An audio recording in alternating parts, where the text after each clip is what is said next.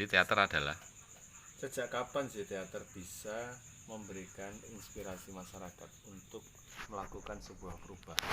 Ini yang menjadi PR para seniman-seniman di bidang teater. Maka ketika teater itu tidak dapat mempengaruhi psikologi dari masyarakat itu sehingga ada perubahan, itu saya kira perlu ada kajian ulang atau riset bahwa teater mesti ada pergerakan yang sistematik dan taktis. Oke.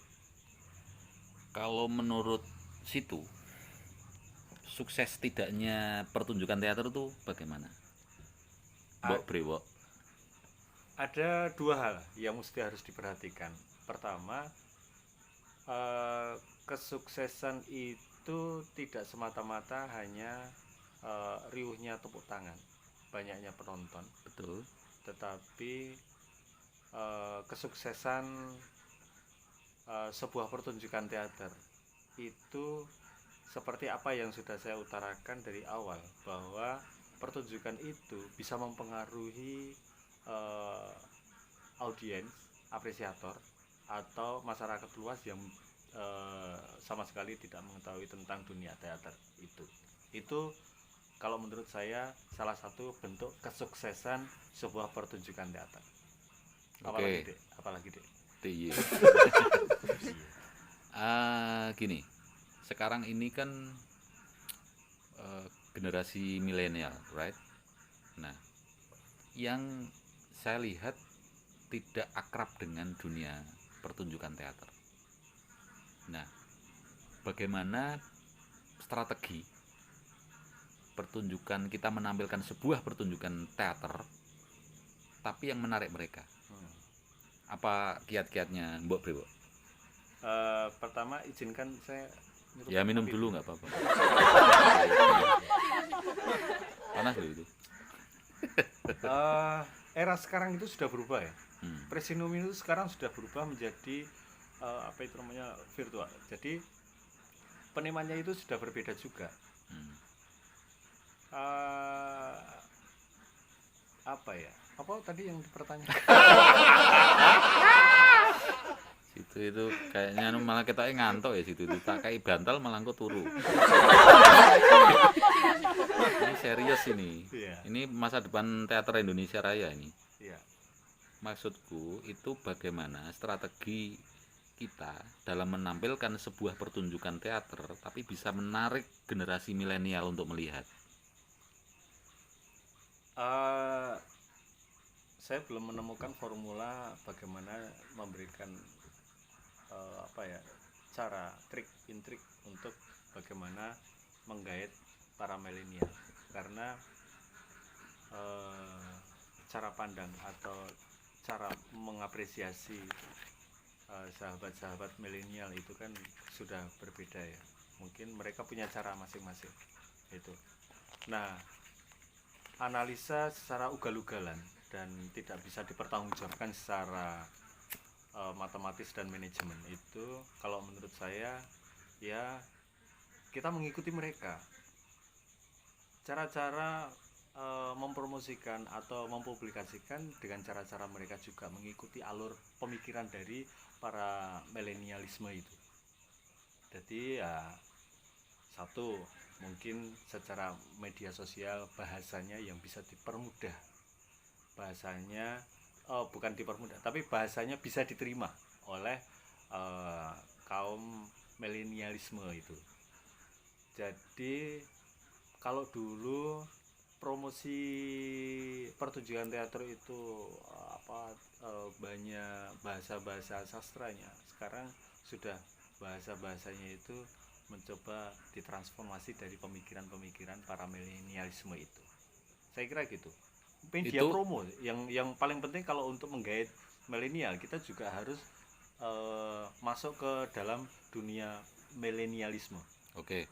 Itu strategi market lah ya. Saya katakan begitu Ya. Dan media promo. Tapi dari sisi kontennya sendiri bagaimana itu strateginya? Kalau konten saya kira gini ya. Konten itu setiap penonton itu kontennya apa pasti diterima. tidak pilih-pilih ya. Artinya itu ini apa kewajiban kreator untuk bagaimana membuat konten sebuah pertunjukan itu ya bisa menyentuh, bisa mempengaruhi, bisa membuat perubahan terhadap penontonnya. Itu aja sih sebetulnya. Oke. Berarti bisa menjadi jebakan Batman toh dalam tanda kutip. Artinya begini. Bukan Batman ya? Superman. Oke. Itu jangan meleset-meleset gitu. Oke. Berurusan Pokoknya dengan di antara dua itu ya. Kapolda Metro Mini loh. Jadi gini, maksudku gini. Ketika kita melakukan sebuah produksi pertunjukan teater, oke. Kemudian sudah kita penuhi pola promosi dengan bahasa milenial, dengan cara orang-orang milenial, anak-anak milenial. Kemudian dia masuk dalam sebuah gedung pertunjukan, tapi pertunjukannya ternyata absurd, tidak seperti yang anak-anak milenial itu alami di dunia media sosial atau mungkin di dunianya sendiri sekarang ini. Itu menjadi loh, wah iki promosi nih bahasanya ngene ketoke apik ngene ternyata kok absurd, kok ora jelas misalnya gitu. Itu piye kuwi? Ya bisa jadi ada. Berarti kebohongan kuwi. Bukan. Bisa Berdosa jadi, loh bohong itu. yang dosa itu gedung pertunjukan. Terus. Jadi kalau menurut saya memang bisa jadi ada sebagian perasaan para milenialisme itu yang masuk dalam dunia itu masuk ke gedung pertunjukan. Ini gedung apa ya? Kok kursi ini kayak gedung bioskop gitu. Karena apa? Mungkin baru sekali masuk situ. Jadi ya saya kira interpretasi dari orang-orang yang punya perasaan seperti itu ya sah-sah aja. Ini Pak kuno atau apa ini? Tapi mungkin gini loh. Futuristik lah itu nggak apa-apa. Enggak, tapi mungkin gini, ketika anak-anak milenial itu kita promosikan pertunjukan teater kita itu dengan bahasa mereka, dengan pola tingkah mereka, bla bla bla, sehingga dia tertarik untuk menonton. Kemudian tapi di dalam gedung itu dia menonton sesuatu yang tidak dia inginkan, iki apa tuh absurd misalnya begitu. Suatu saat ketika kita mengadakan lagi dengan promosi apapun, kayak teater X kayak pertunjukannya mesti absurd. Meskipun bahasa promone milenial tapi jerone kontennya juga absurd, rak jelas misalnya gitu. Akhirnya apa? Kapok gitu. Nah, itu akibat yang mungkin akan terjadi ketika antara bahasa promosi dengan apa yang dipertontonkan itu berbeda gitu ya. Saya kira enggak juga, kalau menurutku malah justru sebaliknya. Jadi kita berpikir balik. Milenial malah justru itu akan menjadi apresiasi yang bagus karena wih, ini beda, bukan absurd, tapi wih ini beda. Wih ini akrobat nih. Berarti teater itu akrobat itu loh. Berarti kayak sirkus ngono apa piye? Jungkir balik. Oke. Ada itu tambahin macan kayak di holiday itu. Tapi saya kira itu lupakan, artinya biarkan mereka akan holiday pemikiran itu dengan cara masing-masing. Dia akan piknik. Pemikirannya itu akan piknik gitu. Oh gini ya pertunjukan di sebuah gedung teater. Oh beda dengan ternyata di outdoor, beda dengan ini. Malah justru hal-hal yang kayak gini yang ditunggu-tunggu milenial karena jarang menemukan gitu. Dianya jarang menemukan, ya biasanya cekakak cekikik di kafe atau di warung yang remang-remang atau dia menyendiri di suatu pantai segala macam. Ketika dia punya kesempatan untuk nonton pertunjukan di suatu tempat, dia akan punya apresiasi yang berbeda. Oke. Terus ini sebuah pertunjukan yang dulu sempat saya tonton, yang memproduksi teman sendiri, tidak saya sebutkan namanya. Ya. Jadi di situ yang main ada artisnya gitu, Oh. yang nonton banyak memang. Jangan disebutin loh. Jangan disebutin loh, Jangan jangan disebutin Charlie loh. Oh. Nanti tak bikin ngik gitu ya. Oh iya. Judulnya anu toh. Jangan disebutkan, tetap nanti tak sensor ini. Oh iya, itu sensor. Iya, itu Di blur aja, di blur. Suaranya di blur. Suaranya di Oke. blur.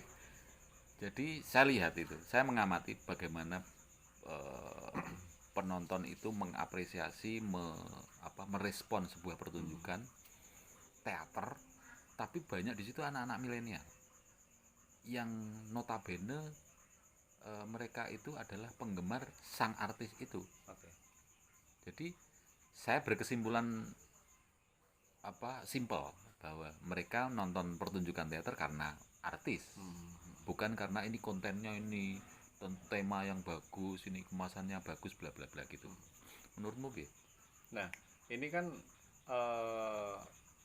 efek dari promosi ya, Dek. DIY. Nah, Oke, terus? jadi kalau promosinya di situ ada Charlie, ya. Jangan disebut. Maaf, tidak menyebutkan. Oke.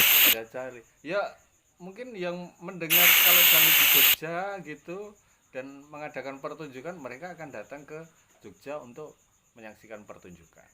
Ini. Kalau misalnya di situ ada ada Mbok Brewok gitu ya. Siapa sih itu?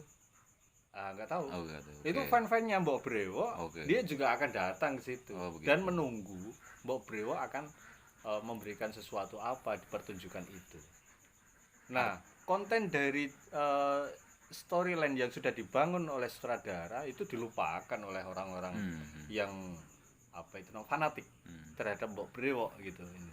Artinya menampilkan seorang artis yang public figure untuk menarik penonton itu sah, nggak apa-apa? Saya kira sah. Sah saja. Jualan. Begitu, ada pertanyaan lagi nggak, Mbak Brewok? Saya kira kebalik. Ngopi dulu lah, ngopi. Ngopi dulu. Oke, siap. Atau kopi, ada pertanyaan? Sampai ketemu lagi besok di obrolan Mbak Brewok. Ya, sebelum ditutup saya akan pamit dulu. Terima kasih banyak atas apresiasi yang sudah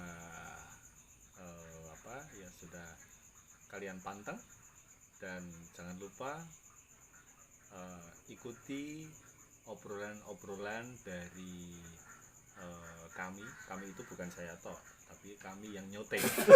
Biasanya dia bawa handphone kemana gitu, nyoteng gitu, terus dia mendapatkan sesuatu dari situ, ilmu dapat, kemudian kopi juga dapat, rokok kadang-kadang ambil. Nah, itu dia akan dapat seperti itu. Oke. Saya undur diri dulu. Apabila banyak kesilapan di dalam menyampaikan segala Jangan hal yang dimaafkan. ada di sini, saya mohon maaf yang sebesar-besarnya. Cus.